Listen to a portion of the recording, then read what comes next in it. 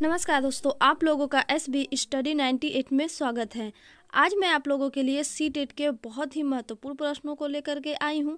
तो आज की वीडियो है CDP से। तो आइए CDP के उन महत्वपूर्ण प्रश्नों को देखते हैं जो CTET एग्जाम में बार बार पूछे जा रहे हैं। तो चलिए, पहला प्रश्न है, बालक का प्रारंभिक विकास मुख्यतः किस पर निर्भर है? तो ऑप्शन ए है माता पिता, ऑप्शन बी है वातावरण या परिवेश, ऑप्शन सी है विद्यालय का वातावरण और ऑप्शन डी है समाज। जो इसका सही जवाब हो जाएगा ऑप्शन नंबर ए सही हो जाएगा, माता पिता। बालक का प्रारंभिक विकास जो है मुख्यतः माता पिता पर निर्भर होता है। चलिए दूसरा प्रश्न देखते हैं, मनुष्यों में विकास की सबसे तीव्र गति होती है? ऑप्शन ए है बाल्यावस्था में, ऑप्शन बी है किशोरावस्था में, ऑप्शन सी है शैशवावस्था में, ऑप्शन डी है यौन अवस्था में। तो मनुष्यों में विकास की सबसे तीव्र जो गति होती है वो होती है किशोरावस्था में। ऑप्शन नंबर इसका बी सही हो जाएगा, किशोरावस्था। चलिए तीसरा प्रश्न देखते हैं, थार्नडाइक का सिद्धांत इनमें से किस वर्ग के तहत सूचीबद्ध किया जाता है? तो ऑप्शन ए है व्यावहारिकता का सिद्धांत, ऑप्शन बी है ज्ञानात्मक सिद्धांत, ऑप्शन सी है मनोविश्लेषण सिद्धांत और ऑप्शन डी है इनमें से कोई नहीं। तो पूछा है थार्नडाइक का सिद्धांत इनमें से किस वर्ग के तहत सूचीबद्ध किया जाता है? तो इसका ऑप्शन नंबर ए सही हो जाएगा, व्यावहारिकता का सिद्धांत सही हो जाएगा ऑप्शन ए। चलिए चौथा प्रश्न देखते हैं, जो बालक स्कूल के जीवन के मध्य में अपनी आयु स्तर की कक्षा से एक नीचे की कक्षा का कार्य करने में असमर्थ हो वह है? ऑप्शन ए है पिछड़ा बालक, ऑप्शन बी है मानसिक रूप से मंद बालक, ऑप्शन सी है समस्यात्मक बालक और ऑप्शन डी है मादक द्रव्यों का सेवन करने वाला बालक। तो इसका सही जवाब हो जाएगा ऑप्शन नंबर बी, मानसिक रूप से मंद बालक हो जाएगा। चलिए चौथा प्रश्न देखते हैं, किसी बालक की वास्तविक आयु जो है 8 वर्ष है और उसकी मानसिक आयु 12 वर्ष है, तो उसकी बुद्धि लब्धि होगी। क्या पूछा है? बुद्धि लब्धि पूछा है। तो इसका सही जवाब हो जाएगा ऑप्शन नंबर डी सही हो जाएगा, 150। उसकी बुद्धि लब्धि 150 होगी। तो यहाँ पे हम आप लोगों को बुद्धि लब्धि का सूत्र दे देते हैं।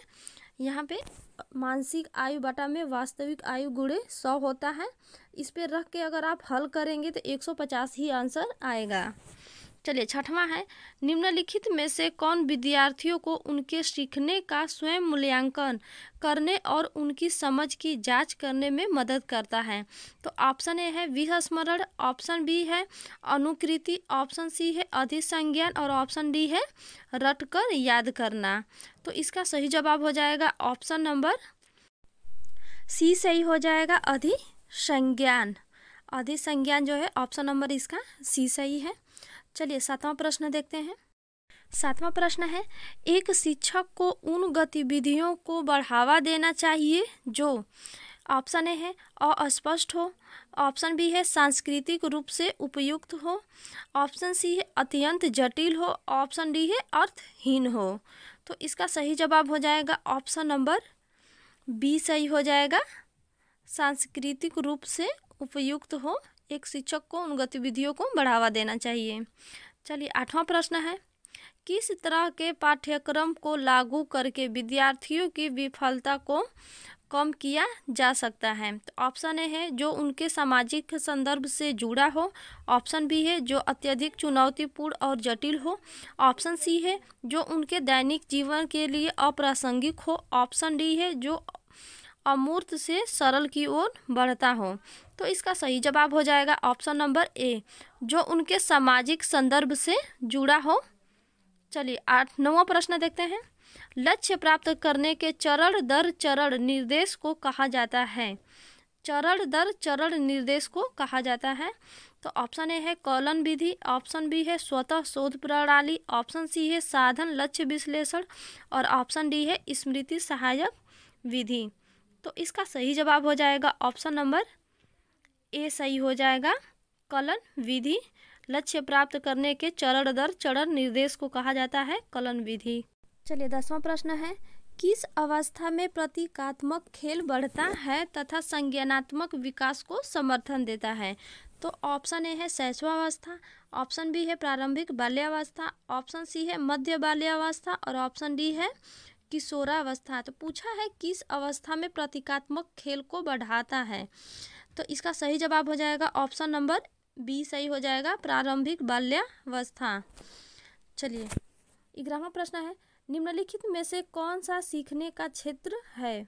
सीखने का क्षेत्र पूछा है। तो ऑप्शन ए है व्यावसायिक, ऑप्शन बी है अनुभविक, ऑप्शन सी है भावात्मक और ऑप्शन डी है आध्यात्मिक। तो पूछा है सीखने का क्षेत्र है, तो इसका सही जवाब हो जाएगा ऑप्शन नंबर सी सही हो जाएगा, भावात्मक। भावात्मक क्षेत्र होता है सीखने का।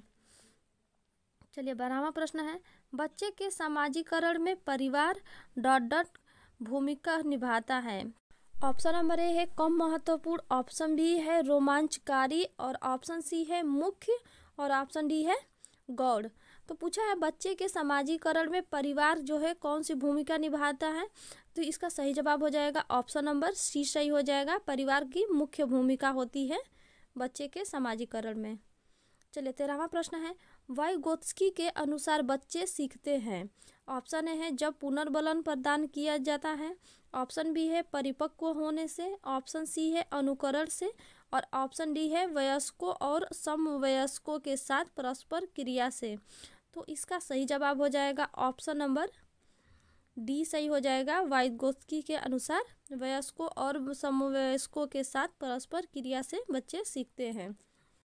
चलिए आगे देखते हैं 14वां प्रश्न है, एक समावेशी कक्षा में एक शिक्षक को विशिष्ट शैक्षिक योजनाओं को, तो ऑप्शन ए है तैयार नहीं करना चाहिए, ऑप्शन बी है कभी कभी तैयार करना चाहिए, ऑप्शन सी है सक्रिय रूप से तैयार करना चाहिए और ऑप्शन डी है तैयार करने के लिए हतोत्साहित होना चाहिए। तो क्या पूछा है एक समावेशी कक्षा में, तो इसका सही जवाब हो जाएगा ऑप्शन नंबर सी, सक्रिय रूप से तैयार करना चाहिए। चलिए 15वां प्रश्न है, बच्चों के संज्ञानात्मक विकास के संदर्भ में निम्नलिखित में से कौन सी पियाजे की संरचना है। पियाजे की संरचना पूछा है। ऑप्शन ए है स्कीमा, ऑप्शन बी है अवलोकन अधिगम, ऑप्शन सी है अनुबंधन और ऑप्शन डी है प्रबलन। तो इसका सही जवाब हो जाएगा ऑप्शन नंबर ए सही हो जाएगा, स्कीमा।